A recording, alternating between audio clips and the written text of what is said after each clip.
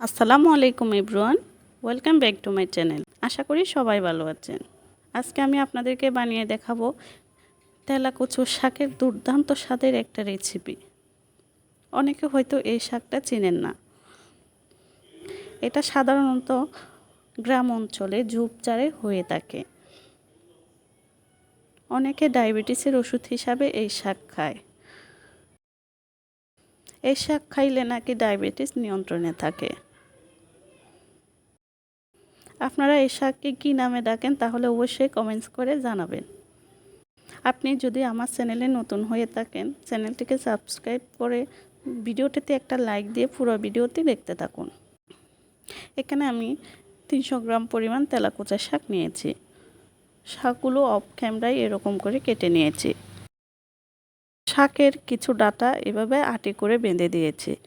অনেক সময় দেখা যায় বাসার সবাই ডাঁটা খেতে পছন্দ করে না, তাই এইভাবে বেঁধে দিলে সুবিধা হয়। আমার বাসায় সবাই খায়, সেজন্য আমি কিছু ডাঁটা এভাবে কেটে নিয়েছি। আপনাদের বোঝার সুবিধার্থে বেঁধে দিয়েছি। একটা মাঝারি সাইজের আলু, একটা টমেটো এরকম পাতলা করে কেটে নিয়েছি। এখানে 1 মুঠ মসুরের ডাল আগে থেকে ভিজিয়ে রেখেছি, এখন ধুয়ে নিয়েছি। এখন চুলায় একটা কড়াই বসিয়ে দিয়ে দিচ্ছি 3 টেবিল চামচ পরিমাণ রান্নার রেগুলার তেল। তেলটা বেশি গরম করতে যাবেন না, হালকা গরম হয়ে আসলে হাফ চা চামচের একটু কম 5 ফোড়ন দিয়ে দিচ্ছি।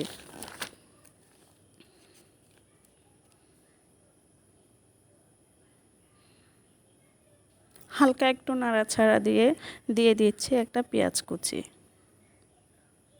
এখন 1 মিনিট মতো ভেজে নিচ্ছি।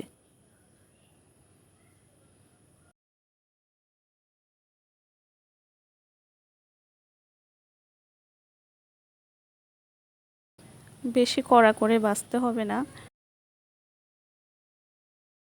এখন হাফ চা চামচ রসুন বাটা দিয়ে বাদামি কালার করে ভেজে নিচ্ছি।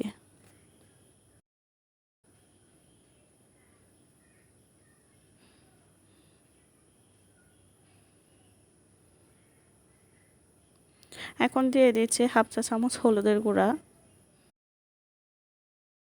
হাফ চা চামচ লাল মরিচের গুঁড়া, হাফ চা চামচ ধনিয়ার গুঁড়া। এই সময় চুলার আঁচ লোতে রেখে মশলাটা তেলের সাথে ভালো করে মিশিয়ে নিচ্ছি। এখন সামান্য পরিমাণ পানি দিয়ে মশলাটা কষিয়ে নিচ্ছি,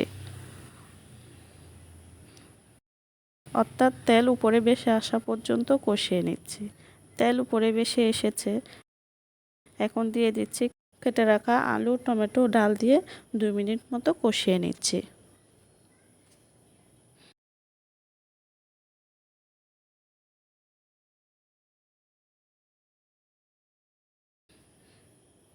এখন 1 কাপ পরিমাণ পানি দিয়ে 80% পর্যন্ত সবজিগুলো সিদ্ধ করে নিচ্ছি।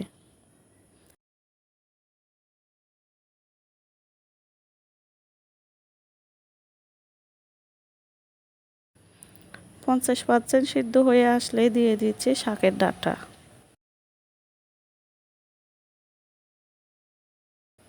নাড়াচাড়া দিয়ে মিশিয়ে সিদ্ধ করে নিচ্ছি।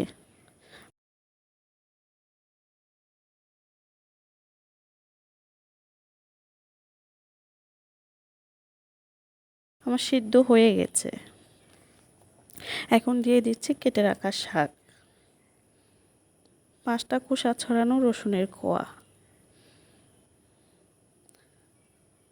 হাফ চা চামচ সয়া সস। আপনাদের হাতের কাছে না থাকলে এটা স্কিপ করতে পারেন।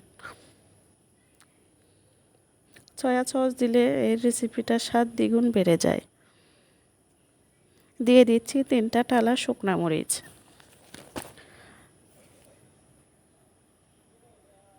স্বাদ মতো লবণ দিয়ে ভালো করে মিশিয়ে নিচ্ছি।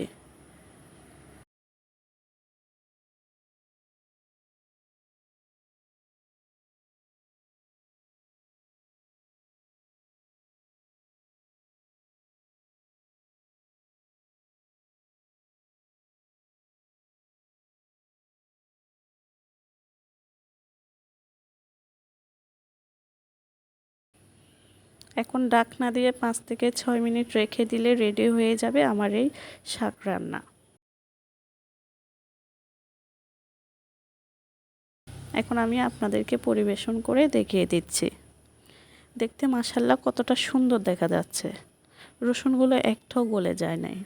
গরম ভাত দিয়ে খেতে এক কথায় অসাধারণ লাগে। এই স্বাস্থ্যকর রেসিপিটা আপনাদের ভালো লাগলে বাসায় একবার ট্রাই করে দেখতে পারেন। আজ এই পর্যন্তই। সবাই ভালো থাকুন, সুস্থ থাকুন। নিয়ে আসবো নতুন অন্য কোনো ভিডিও। আল্লাহ হাফেজ।